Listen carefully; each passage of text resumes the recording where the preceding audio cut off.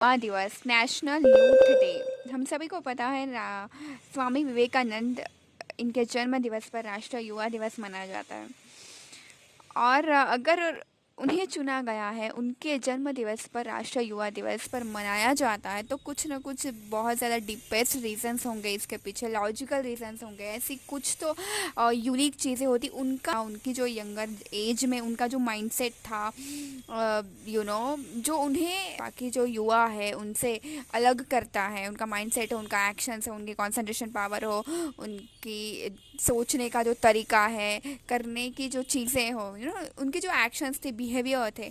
Usually हम ना younger age में अगर विजुलाइज करें तो मेजोरिटी ऑफ पीपल हैविंग एक करियर है, हम उसके पीछे भाग रहे हैं, इतनी मतलब हमें रेस में हम चल रहे हैं कि हम हमारी कभी कभी हमारे जो इंटरनल पीस होती है, इंटरनल हैप्पीनेस होती है, इंटरनल कंटेंटमेंट होती है, इसको भी हम कॉम्प्रोमाइज़ कर देते हैं to win that rat race.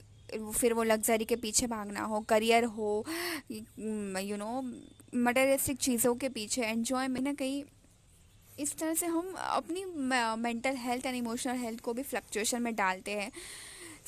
जब बात आती है स्वामी विवेकानंद जी की, तो फर्स्ट थिंग जो थी कि उन क्यूरियोसिटी होती है, बहुत ज़्यादा क्यूरियोसिटी थी। इस वीडियो में हम ये देखेंगे कि क्या ऐसी चीज़ें थी जो कहीं ना कहीं उनको डिफरेंट बनाती है उनके यंगर एज को।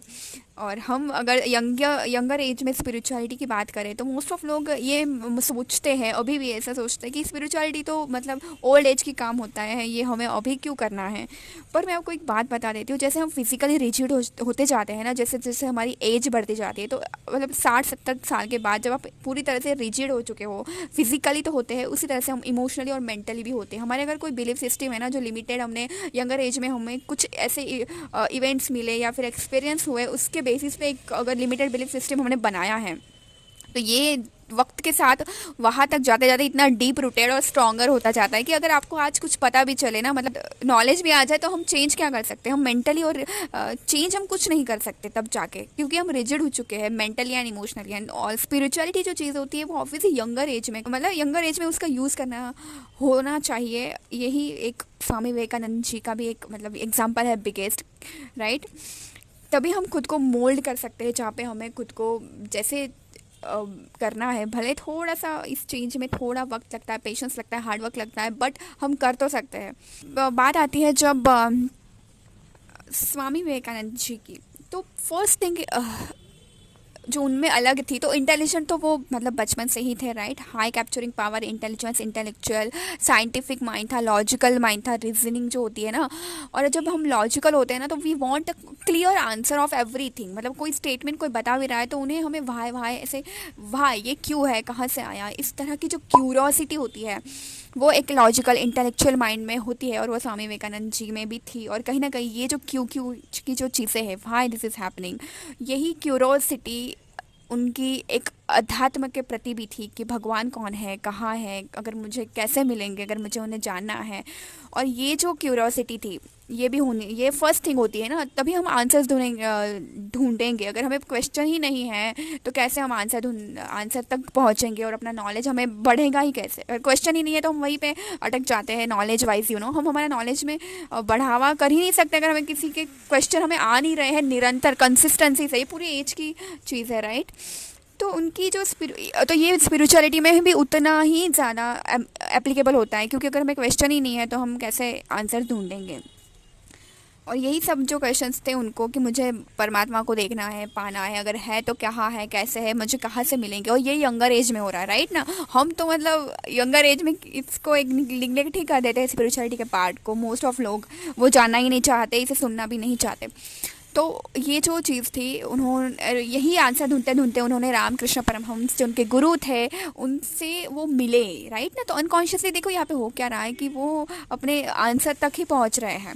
तो यहाँ पे पहली बार जब वो मिले भी थे तो उनका मतलब ऐसा नहीं था कि पहली बार में उनको ट्रस्ट आ गया, उन्होंने बिलीव कर दिया कि यही वो गुरु है, क्योंकि लॉजिकल माइंड था ना, तो वो तर्क करने ही गए थे। पर करते करते उन्हें लगा कि yes, I can get the answer from here. तो वहाँ से वो जो ट्रस्ट बिल्डअप होता है, और उन्होंने अपने गुरु उन्हें बना लिए। और जब फिर वहाँ से जो एक चेंज आता है उनकी लाइफ में, तो ये एक फर्स्ट थिंग हो गई कि क्यूरियोसिटी हम में होनी चाहिए, फिर वो स्पिरिचुअलिटी की हो या किसी की भी हो। और second thing is spirituality, right. तो स्पिरिचुअलिटी उनके लाइफ का सबसे बड़ा मेजर पार्ट था, वहाँ से बन गया, क्योंकि उन्हें पता चल गया है कि यार ये बाहरी चीज़ें हमें कर करके क्या ही मतलब, जो आंतरिक शक्तियाँ हैं वो अंदर होती है, पीस है वो अंदर है, हमारे अंदर है, जो हैप्पीनेस है रियल परमानेंट है वो अंदर ही है, with in us, not in outer things.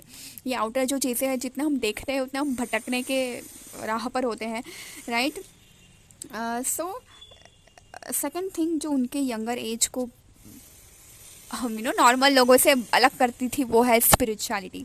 और यहीं से उनकी जो पावर थी, इंटेलेक्चुअल पावर हो वो तो बढ़ी ही ना, कंसंट्रेशन हो, फोकस हो, उनका जो सीक्रेट होगा ना, ये जो concentration, high concentration power, too much focus मतलब इतना कि अगर वो पढ़ने बैठ रहे हैं तो वो इतना ज़्यादा वही चीज़ में पूरी तरह से तन मन से उसी चीज़ में वो होते थे। मतलब ये जो माइंडफुल की चीज़ें आज हम बात करते हैं कि माइंडफुल रहना चाहिए, प्रैक्टिस करना चाहिए, वो कितनी प्रैक्टिस थी उनकी कि अगर वो बैठ रहे तो उनको पता भी नहीं कि 2-3 दिन कब बीत गए हैं। और जब 2-3 दिन के बाद उन्हें उठाया गया, उन्हें पूछा गया कि आप कैसे अनकॉन्शियस हो गए, वो अनकॉन्शियस हो गए थे पढ़ते पढ़ते बुक्स को, इतना ज़्यादा फोकस एंड कॉन्सेंट्रेशन पावर। तो तब उन्होंने कहा कि मैं तो बस पढ़ रहा था किताबें और 2-3 दिन हो गए, उन्हें पता भी नहीं है, राइट। और फिर मोटिवेशन हो, उनके जो मोटिवेशनल क्वाइट है, कोटेशंस होते हैं। मोटिवेशन मतलब मोटिवेशन ऐसा कुछ नहीं होता, वो एक्सटर्नल चीज़ें होती हैं मोटिवेशन। उनका तो अंदर से वो चीज़ें इंस्पायर हो रही थी ना। तो ये it can be the third thing we can learn from Swami Vivekananda की मोटिवेशन जो बाहर से चीज़ें आती है ना वो टेम्पररी होती है। बाहर से आपको कोई कुछ नहीं समझा सकता, आप अंदर अंदर देखिए और अंदर की जो चीज़ें हमारी उलझी हुई हैं उन्हें सुलझाइए। तो इसे सुलझाने से हम क्या होता है, क्लियर होते हैं। हम जब वाई के क्वेश्चंस के आंसर ढूंढते हैं तो हमें आंसर मिलते हैं। जैसे जैसे हम क्लियरिटी की तरफ बढ़ते जाएंगे ना, तो हमें बाहरी मोटिवेशन की ज़रूरत नहीं पड़ेगी किसी भी चीज़ को करने के लिए। तो हम जितने क्लियर अंदर से होते जाएंगे उतने हम जो है एक किसी भी चीज़ को करने की जो इंस्पिरेशन है वो आपको अंदर से ही आएगी, right. So it's all about कि आप इंटरनली एक थॉट, उनका एक वाक्य था ना कि आप एक थॉट जो भी है आपका गोल, लाइफ का गोल, वो उस थॉट को इतना मतलब क्रिएट करिए कि आपके इमोशंस में, थॉट में, बॉडी में, ईच सेल में, टिश्यूज़ में वही रहे, आपके एक्शंस में, आपके ऑरा में वही चीज़ रहे, आपके पूरे मन मस्तिष्क में उस चीज़ को, उस विचार को भर दीजिए। और यही है सक्सेस का मूल मंत्र। तो आपको कोई बाहर से कोई कुछ नहीं कर सकता, आपको वो अंदर से ही धीरे धीरे अपने माइंड को, बॉडी को, सोल को पूरी तरह से उस एक ही विचार से जब हम भर देते हैं तो हमारे एक्शंस में वो चीज़ें ईजीली आ जाती है और यही एक सक्सेस का मंत्र बन जाता है, right. This is next thing we can learn from Swami Vivekananda, right. तो उनकी मोटिवेशन हो, स्पिरिचुअलिटी हो, कंपैशन हार्ट जो उनका था, सर्विस के लिए लोगों के लिए वो सर्विस करते थे, को प्राधान्य, वे ऑफ सीइंग मतलब उनका जो एटीट्यूड था। आप छोटी छोटी जो हमने कहानियाँ सुनी हुई है, वे ऑफ रिस्पॉन्ड, इतना उनका जो पॉइंट ऑफ व्यू है ना, वो एक सर्टन बॉक्स के बाहर वो देखते थे। इनकी छोटी छोटी जो स्टोरीज़ हम इवेंट्स होते हैं वो जो उन्हें सुनने तो हमें पता है चल सके, राइट, कि एक ऐसा इंसिडेंट था कि स्वामी जी वहाँ पे गए हैं और फॉरेन में थे और उन्होंने किसी ने आके उन्हें कहा कि आप नॉर्मल क्लोथ्स क्यों नहीं पहनते हैं, जैसे जेंटलमैन की तरह और उन्होंने कहा कि आपके जो रिलीजन है, आपके कल्चर में शायद ये जो है मैन को जेंटलमैन ये सब कलर एक